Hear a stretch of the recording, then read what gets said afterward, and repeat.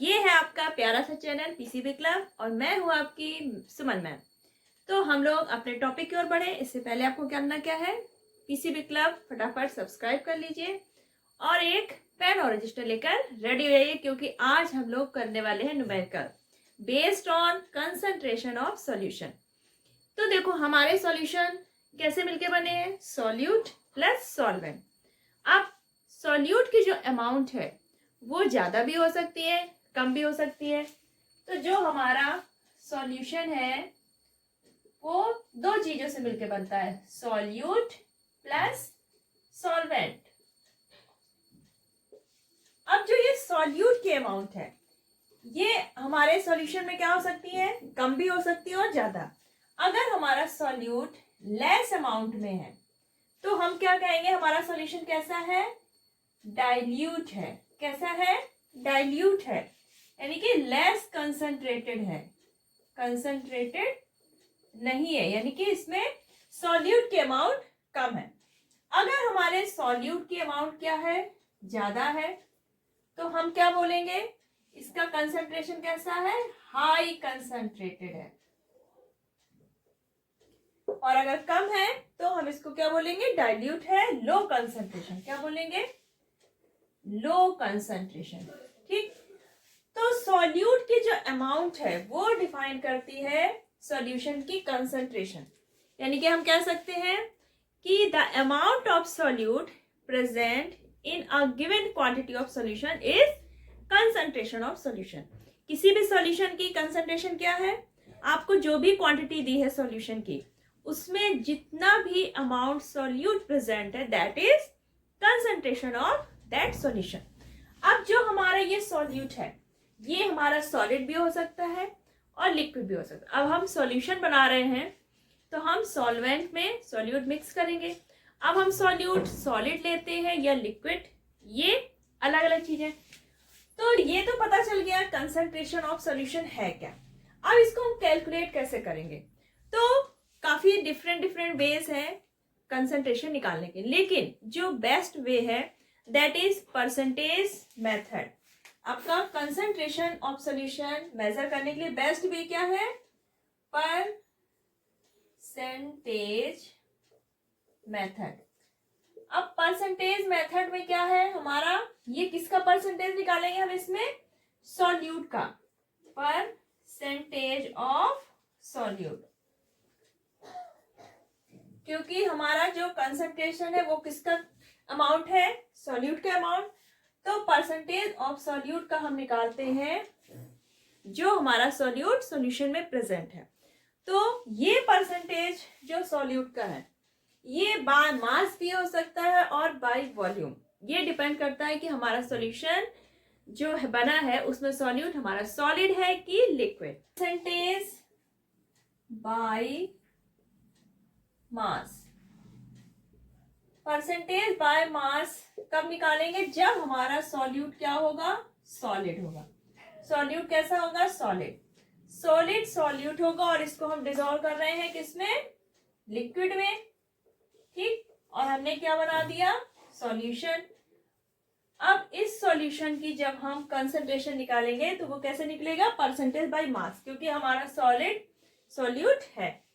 तो मान लीजिए आपने 100 ग्राम वाटर, आपका 100 ग्राम क्या है, सॉल्यूशन है, सॉल्यूशन है किसका, सॉल्ट का। ठीक, अब इसमें बोला जा रहा है कि ये 10% सॉल्यूशन है। कितना है, 10% सॉल्यूशन बाय मास, यानी कि जो इसमें सॉल्ट प्रेजेंट होगा वो कितना होगा, 10 पार्ट। ठीक, यानी कि 10 ग्राम हमारा क्या है इसमें, सॉल्यूट। अब हमने सॉल्यूशन कितना बनाया है, 100 ग्राम। अब जो हमारा सॉल्यूशन बनता है तो सॉल्यूशन में हमारा क्या होता है, सॉल्यूट प्लस सॉल्वेंट। तो सॉल्यूशन हमारा 100 ग्राम है, ठीक, सॉल्यूट हमारा कितना है, 10 ग्राम। तो सॉल्वेंट कितना होगा, सॉल्वेंट आपका कितना आ जाएगा, ये आपका 10 माइनस आ जाएगा आपका 90 ग्राम। ठीक, अब यहाँ पे जब मास वाला निकालते हैं बाय मास, तो यहाँ पे सारी चीजें किसमें होगी, ग्राम में। आपका जो सॉल्यूशन होगा वो भी ग्राम में होगा, सॉल्यूट होगा वो भी ग्राम।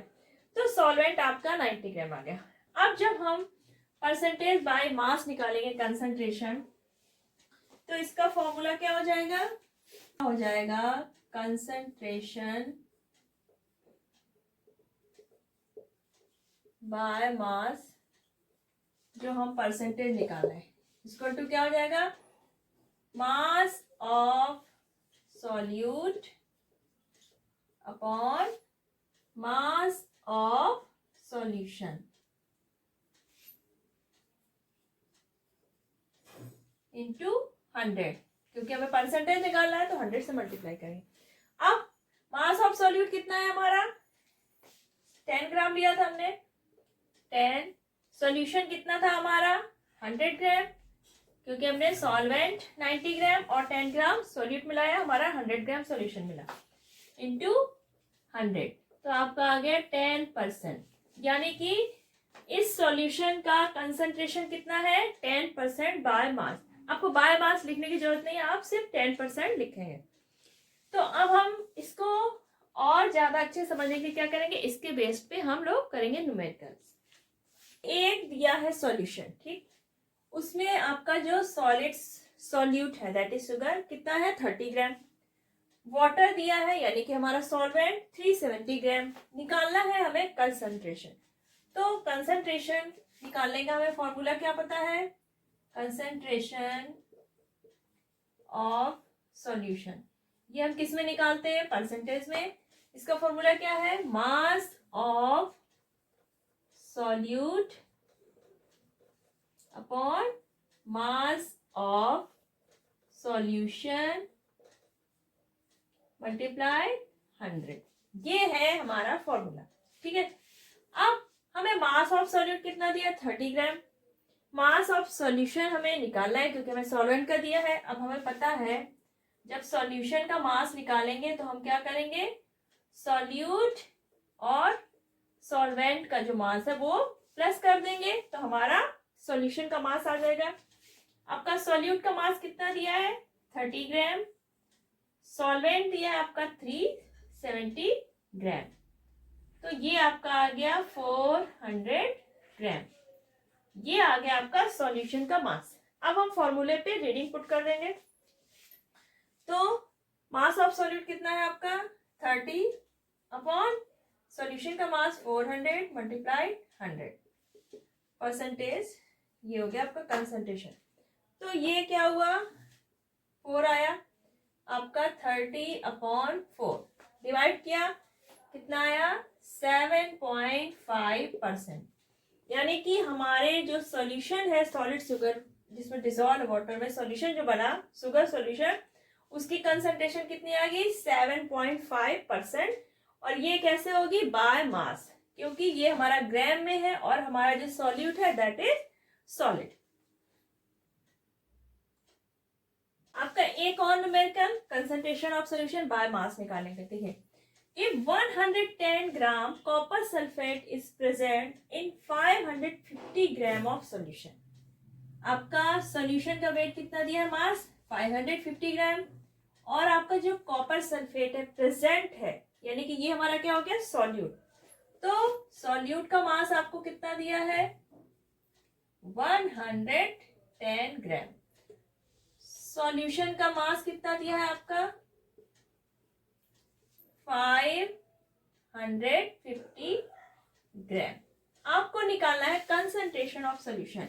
हम फॉर्मूला लगा देंगे, concentration of solution equal to mass of solute upon mass of solution multiply 100। आपका मास ऑफ सॉल्यूट कितना है? 110 अपॉन सॉल्यूशन का मास 550, आपका 100। क्या आ गया आपका? 11 5 जा 55। 100 अपॉन 5 कितना है आपका? 20%। यानी कि आपका जो सॉल्यूशन है इसकी कंसंट्रेशन कितनी आ गई? 20%।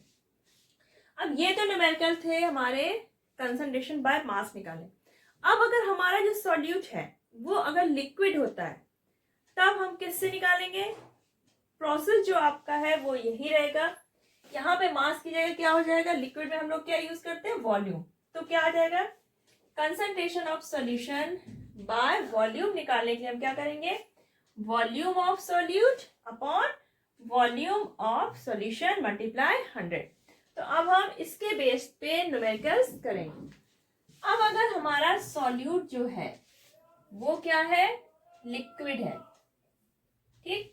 सॉल्वेंट हमारा लिक्विड है और सॉल्यूट भी लिक्विड है, तब हम कैसे निकालेंगे? कंसंट्रेशन ऑफ सॉल्यूशन, ये क्या होगा? बाय वॉल्यूम, ठीक है। यहाँ पे क्या हो जाएगा? Volume of solute upon volume of solution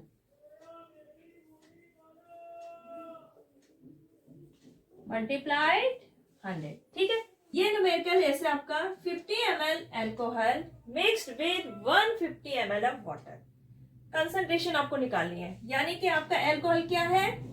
solute है, क्योंकि ये हमने मिक्स किया है वाटर में। सॉल्यूट हमारा क्या होता है? हमारा लेस अमाउंट में होता है, सॉल्वेंट हमारा ज्यादा अमाउंट होती है। तो आपका सॉल्यूट का वॉल्यूम कितना हो गया? 50 ml। सॉल्वेंट का कितना हो गया? वॉल्यूम आपका 150 ml, ठीक। अब हमारा जो फॉर्मूला है इसमें क्या है? Volume of solute upon volume of solution. तो पहले हम क्या करेंगे? सॉल्यूशन का क्या निकालेंगे? वॉल्यूम। इसके लिए क्या करेंगे हम? सॉल्यूट और सॉल्वेंट के वॉल्यूम को क्या करेंगे? प्लस, यानी कि 50 प्लस 150 कितना आ गया आपका? 200 ml। अब हम फॉर्मूले में रखेंगे। वॉल्यूम ऑफ सॉल्यूट कितना है आपका? 50। सॉल्यूशन का कितना निकाला हमने? 200 मल्टीप्लाई 100, तो कितना आ गया आपका? 25%। तो ये आपका जो कंसंट्रेशन ऑफ सॉल्यूशन आया, ये क्या होगा? Concentration by volume. आपको ये लिखने की जरूरत नहीं है, सिर्फ समझना है यहाँ पर कि ये हमने बाय वॉल्यूम मेजर किया है। और न्यूमेरिकल है 2 ml acetone is present in 45 ml of aqueous solution.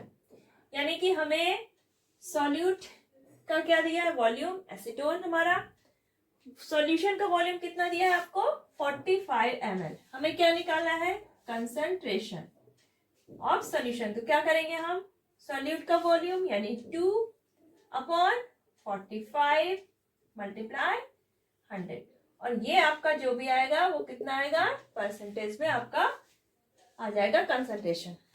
देखा होगा कई बॉटल्स में जो केमिकल की बॉटल्स होती है या अदर सॉल्यूशंस की, उनकी बॉटल पे लिखा होता है W/W या फिर V/V। तो इसका मतलब क्या है? तो इसमें मतलब जो हमारा सॉल्यूशन बना है तो वेट बाय वेट, यानी कि यहाँ पे मास भी हमारा किसमें लिया गया है? ग्राम में, और जो हमारा सॉल्वेंट है वो भी ग्राम में, और हमारा ये जो मास है वो क्या है? सॉल्यूट हमारा कैसा है? सॉलिड। V/V यानी वॉल्यूम बाय वॉल्यूम, यानी कि हमने सॉल्यूट लिक्विड लिया है, वॉल्यूम लिया उसका, और जो आपका सॉल्वेंट है वो भी हमारा क्या है? लिक्विड है। तो ये V/V यानी वॉल्यूम बाय वॉल्यूम, और ये वेट बाय वेट। यहाँ पर ये V/V यानी कि जब हम ये निकालते हैं concentration of solution by volume, तब यहाँ पर ये वाला पार्ट यूज होता है, और ये वेट बाय वेट यानी कि दोनों का हमारा क्या लिया जाता है? मास। तो ये तो हो गया आपका कंसंट्रेशन कैसे हम लोग कैलकुलेट करते हैं किसी सॉल्यूशन की। अब कंसंट्रेशन तो हमने निकाल ली सॉल्यूशन की। अब हमारा सैचुरेटेड और अनसैचुरेटेड सॉल्यूशन क्या होते हैं? Saturated and unsaturated solution. मान लीजिए हमने 2 बीकर लिए, ठीक। दोनों में हमने सेम अमाउंट हमने किसका लिया? वाटर का। यहाँ पे अगर हमने 100 ml क्या लिया है? वाटर, और यहाँ पर भी 100 ml हमने वाटर लिया, ठीक है। टेम्परेचर हमारा है room temperature 25 degree Celsius. Temperature हमें फिक्स रखना पड़ेगा टेम्परेचर, हम इसमें ना तो बढ़ाएंगे ना ही घटाएंगे। ठीक, अब हमने इसमें सॉल्ट मिक्स करना शुरू किया। ठीक है, इसमें भी हमने थोड़ा सॉल्ट डाला। ठीक, अब हम इसमें सॉल्ट तब तक मिक्स करते रहेंगे जब तक कि हमारा सॉल्ट इसमें डिसॉल्व होता रहेगा। एक कंडीशन ऐसी आएगी कि हम इसमें फर्दर जब सॉल्ट इसे मिक्स करेंगे तो हम उसको डिसॉल्व नहीं कर पाएंगे, यानी कि हमारा सॉल्यूशन कैसा हो गया, सैचुरेटेड हो गया। अब हम उसमें और एक्स्ट्रा अमाउंट सॉल्यूट की ऐड नहीं कर सकते, तब हमारा सॉल्यूशन क्या हो जाएगा, सैचुरेटेड सॉल्यूशन। अब यहाँ पर हमने थोड़ा ही सॉल्ट मिक्स किया था, तो हम अभी इसमें सॉल्ट और मिक्स कर सकते हैं, हमारा सॉल्ट इसमें क्या होगा, डिसॉल्व हो जाएगा। तो ये हमारा सॉल्यूशन क्या होगा, अनसैचुरेटेड सॉल्यूशन। तो अगर हम एक फिक्स टेम्परेचर पे बिना टेम्परेचर घटाए या बढ़ाए किसी सॉल्यूशन में सॉल्यूट की क्वांटिटी हम क्या करते हैं, मिक्स करते हैं। अगर हमारा सॉल्यूट डिसॉल्व होता रहता है तो यानी हमारा सॉल्यूशन कैसा है, अनसैचुरेटेड। अगर हमारा सॉल्यूट डिसॉल्व होना बंद हो जाता है तो हमारा सॉल्यूशन क्या हो चुका है, सैचुरेटेड हो चुका है। अब उसमें कोई जगह नहीं है, कोई गुंजाइश नहीं है कि हम और उसमें सॉल्यूट ऐड कर सके। ठीक, अब अगर हम यही टेम्परेचर इसका बढ़ा देते हैं या फिर घटा देते हैं तो हमारे सॉल्यूशन में क्या इफेक्ट पड़ेगा, सॉल्युबिलिटी पे क्या फर्क पड़ेगा। जो सैचुरेटेड सॉल्यूशन है यानी कि हम उसमें अब और सॉल्यूट का अमाउंट डिसॉल्व नहीं कर सकते, यानी कि वो सैचुरेटेड हो चुका है। लेकिन अब हमने जो सैचुरेटेड सॉल्ट सॉल्यूशन है, अगर हम अभी तक क्या कर रहे थे, एक फिक्स टेम्परेचर पे हमने सॉल्यूशन बनाया था सैचुरेटेड। अगर हम इसका टेम्परेचर अब बढ़ा देते हैं, हमने इसका जो टेम्परेचर है वो क्या किया, बढ़ा दिया सॉल्यूशन का। ठीक, इसको हमने हल्का सा हीट किया और फिर हमने इसमें सॉल्ट ऐड किया। तो अब क्या होगा, जब इस सॉल्यूशन का टेम्परेचर ज्यादा होगा तो हमारा जो सॉल्ट है इसकी जो सॉल्युबिलिटी होगी वो क्या हो जाएगी, बढ़ जाएगी। टेम्परेचर बढ़ाने पर हमारे सॉल्यूट की सॉल्युबिलिटी क्या होती है, बढ़ जाती है। तो यानी कि टेम्परेचर अगर हम बढ़ाते हैं किसी भी सैचुरेटेड सॉल्यूशन का तो हम उसमें फर्दर सॉल्यूट और ऐड कर सकते हैं। ठीक है, हमारा ऐड हो जाएगा।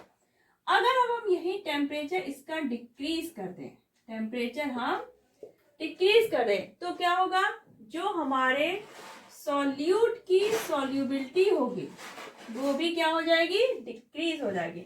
और हमारा जो सॉल्ट इसमें जो सॉल्यूट हमारा मिक्स है इसमें वो क्या होगा, क्रिस्टल्स के फॉर्म में सेपरेट हो जाएगा। यानी कि जो पहले डिसॉल्व था अब वो भी क्या होगा, सॉल्यूशन से सेपरेट हो जाएगा क्रिस्टल के फॉर्म में। तो यानी कि किसी भी सैचुरेटेड सॉल्यूशन का अगर हम टेम्परेचर बढ़ा देते हैं तो हमारी सॉल्यूट की सॉल्युबिलिटी बढ़ जाएगी और उसमें हम फर्दर सॉल्यूट ऐड कर सकते हैं। लेकिन ये एक फिक्स रेट तक ही रहेगी, यानी कि हम इनडेफिनेटली इसको क्या करें, ऐड करते रहे, ये भी नहीं होगा।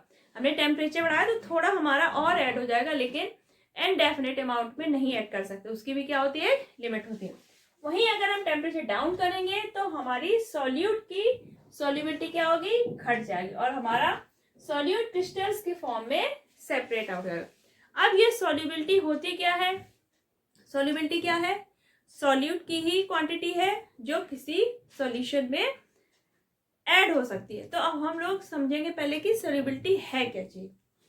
हमने ये पढ़ा कि जो हमारा सॉल्यूट है वो सॉल्यूबल है, अनसैचुरेटेड सॉल्यूशन और सैचुरेटेड सॉल्यूशन बनाता है। ठीक, अब ये टेम्परेचर बढ़ाने पे इसकी सॉल्युबिलिटी घट जाती है, बढ़ जाती है।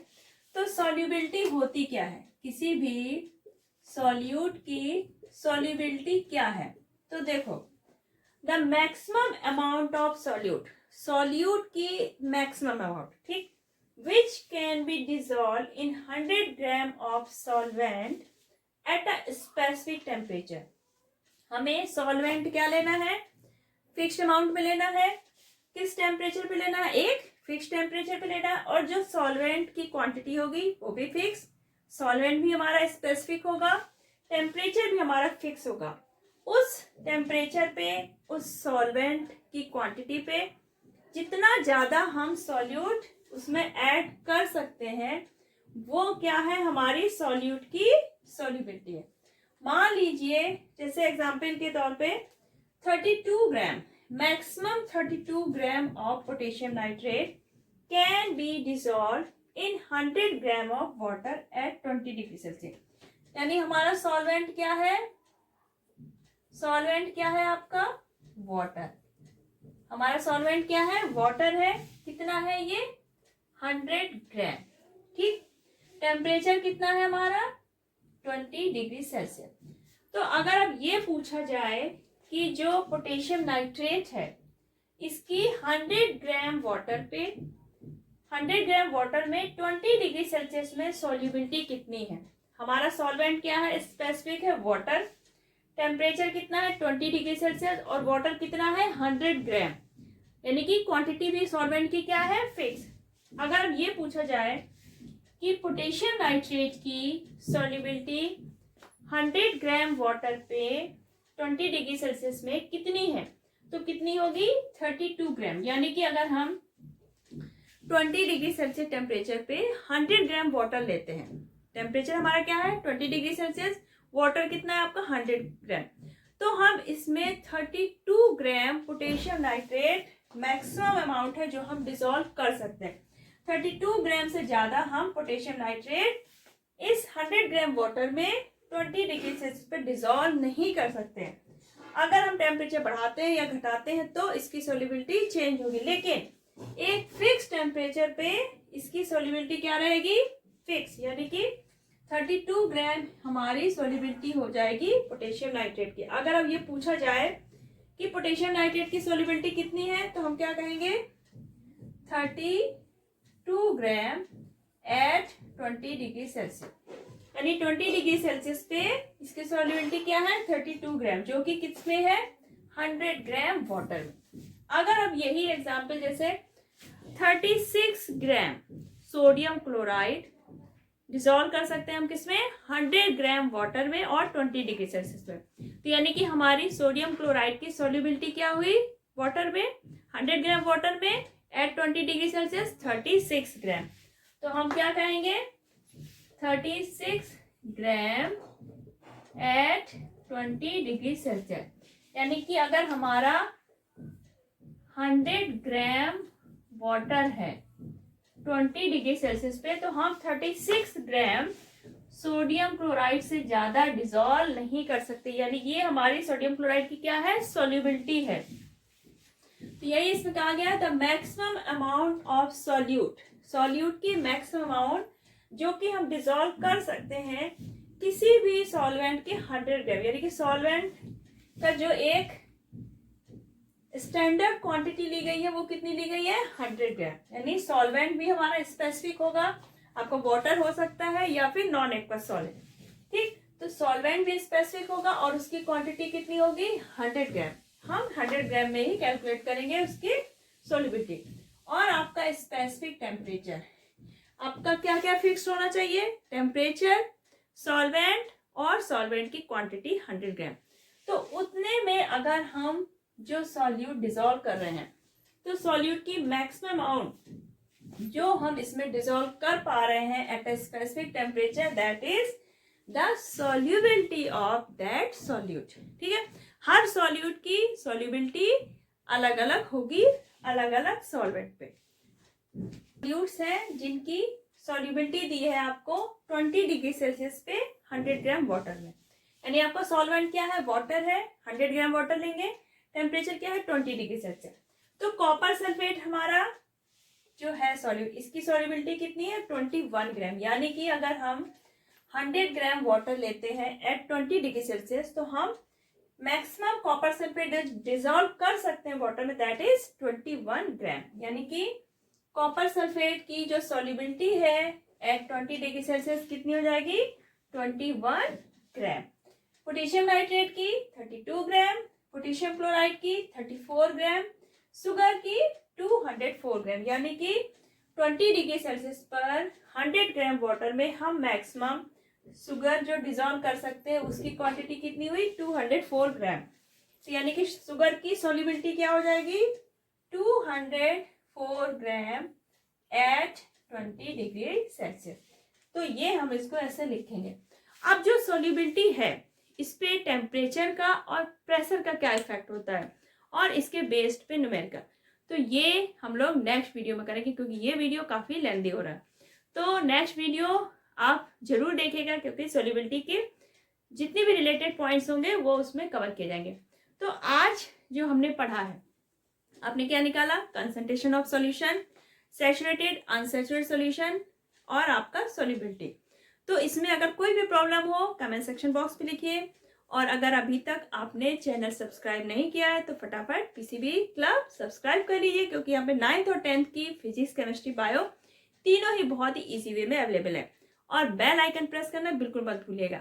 अगर वीडियो पसंद आया हो तो लाइक और शेयर करिए, और नेक्स्ट वीडियो आने तक अपना ख्याल रखिए। तब तक बाय बाय।